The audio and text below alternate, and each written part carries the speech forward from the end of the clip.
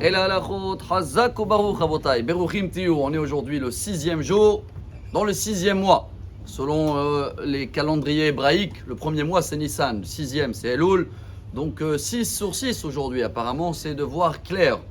Et comme on a une paracha qui parle de juger, je vais citer avec votre permission le Maïmonide, le Rambam, dans Halachot Deot, chapitre 6, Halacha 6. Comme ça on peut retenir les sources. Là-bas il dit que il y a un péché dans la Torah de haïr qui que ce soit. Lotisna et achicha bilvavecha. C'est pour ça que si tu vois quelque chose qui te gêne, quelqu'un qui a fait un péché grave, il vaut mieux de classer l'histoire avec lui. Ne fais pas le juge toi-même, parce que de faire le juge, il faut écouter les témoins, il faut voir les deux parties en même temps. Alors là, tu as vu quelque chose qui ne te plaît pas, à la place de garder dans le cœur, il vaut mieux de se décharger, l'attraper, l'expliquer. Dis-moi, c'est pas bien ce que tu as fait, mais pas rester avec dans le cœur, car c'est pas bon après, ça fait trop de tension. Dans la paracha de la semaine prochaine, qui t'est, il y a une histoire incroyable.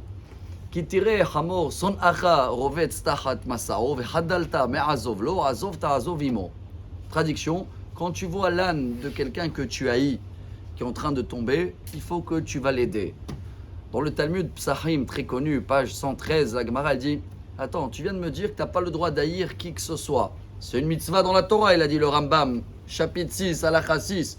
Haïs pas quelqu'un. Et là, tu me dis que si tu vois l'âne de quelqu'un que tu haïs, comment, la Gemara elle demande, tu es arrivé à l'haïr?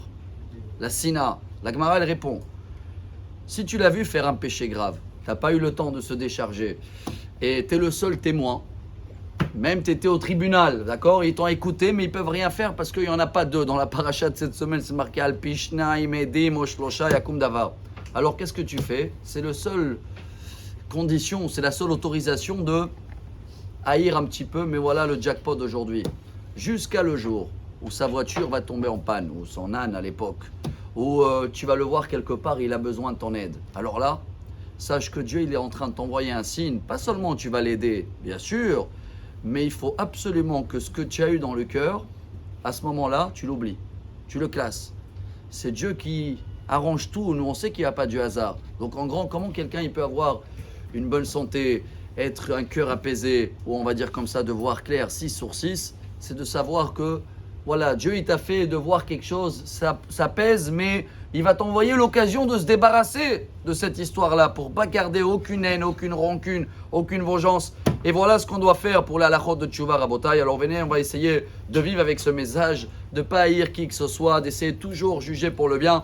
Et dans ce cas-là, Bezrat Hashem, on va avoir un très bon Shabbat et des bonnes nouvelles. Le son du jour.